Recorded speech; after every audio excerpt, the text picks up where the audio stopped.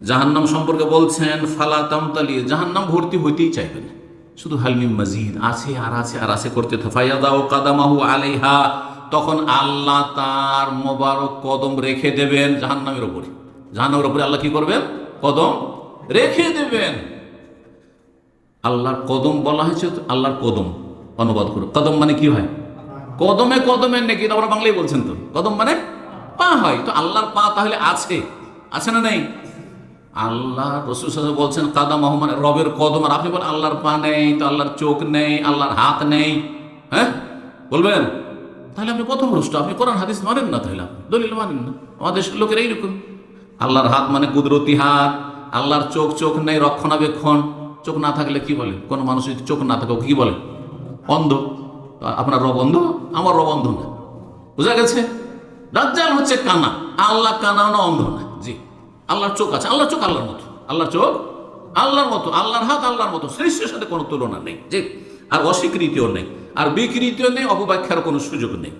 তো কদম মানে কদম। কিন্তু কিছু লোক বিভ্রান্ত হয়েছে কদমের অর্থ করতে গিয়ে, সেটা জানেন অনেক ভালো ভালো আলেম গুমরাহ হয়েছে এই ক্ষেত্রে, তাদের নাম এখানে বলছি না।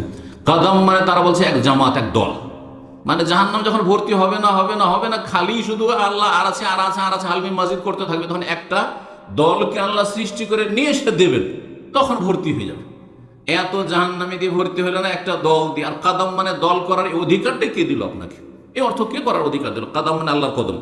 যখন আল্লাহ পা রেখে দেবেন তার, ফাতাকুল, তখন জাহান্নাম এত সংকুচিত হয়ে যাবে আর এত জড়সড় হয়ে যাবে, কাত কাত কাত, বাস বাস বাস, আল্লাহ বাস বাস বাস বাস, এরকম করবে। ফাহুনালিকা তামতালি, তখন জাহান্নাম ভর্তি হয়ে যাবে, ইউজওয়া বাযুহা ইলা বাযিন, আর জাহান্নামের একটি অংশ আর একটি অংশের সাথে জড়িয়ে যাবে, একবার সংকুচিত হয়ে যাবে। যেমন কোন একটা বস্তা আছে ধরেন আপনার, আর সে বস্তা ভর্তি হচ্ছে না, আর সেটাকে যদি ই করেন আপনি, এমন ভাবে পেঁয়াজ কুচি দিই আর সেটাকে ভাঁজ করে দিলেন, একদম শক্ত করে দিলেন, তাই না? অথচ গোটা এটা খোলা থাকলে খালি পড়ে থাকতো, বস্তাটা খালি হয়ে থাকতো, হয়তো না? হয়তো না? তো ঠিক করি ওয়ুজবা বাযুহা ইলা বাযিন। তো আল্লাহ রাব্বুল আলামিনের পা রাখা মানে আল্লাহর পাকে জাহান্নাম জ্বালিয়ে দিবে নাকি?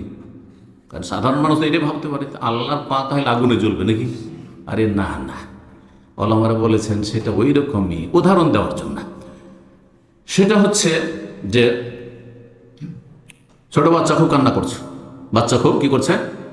কান্না করছে, চুপ করছে না, আর তার এমন পরিস্থিতি আছেন যে সে তাকে খাবারও দিতে পারছেন না, ধরেন বেবি ফুডও দিতে পারছেন না, তাকে মা দুধও দিতে পারছে না, আর বেবি ফুডও নাই, ধরে কান্না করছে, তখন বাচ্চা কেমন করে চুপায়?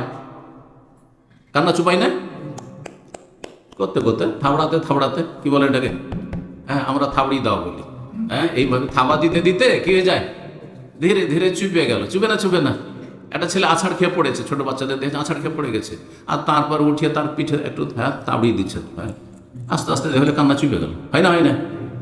তো ঠিক ওই রকমই যখন জাহান্নাম খাই খাই খাই খাই, হালমিম মাজিদ হালমিম মাজিদ, আর আছে আর আছে, আল্লাহ যখন জাহান্নাম পা রেখে দেবেন তখন একেবারে জড়সড় সংকুচিত হয়ে যাবে, আর বলে আল্লাহ যথেষ্ট যথেষ্ট, কাত কাত কাত কাত, মানে বাস বাস বাস, আল্লাহ হয়ে গেছে। জি, সহিহ বুখারী 6895 নম্বর হাদিস, আর সহিহ মুসলিম 5082 নম্বর হাদিস। তো আল্লাহর কদম আল্লাহর গুণ, আল্লাহর কদম হচ্ছে আল্লাহর সিফাত, আল্লাহর গুণ। যেইভাবে আল্লাহ বলেছেন, তার রাসূল সাল্লাল্লাহু আলাইহি ওয়াসাল্লাম বলেছেন, যেই গুণগুলি সেগুলি আমরা বিশ্বাস করবো, সেগুলিতে কোনো রকমের অপব্যাখ্যা করবো না, অস্বীকার করবো না, কোনো কিছুর সাথে তুলনা করবো না। এখানে আলোচনা শেষ করছি। আল্লাহ যেন কবুল করেন, নেক আমলে তৌফিক দান করেন, জাহান্নামের আযাব থেকে রক্ষা করেন, জান্নাতুল ফিরদৌস দান করেন, দুনিয়ার বালা মুসিবত দূর করেন, অসুস্থদেরকে সুস্থ করে দেন, মুসলিম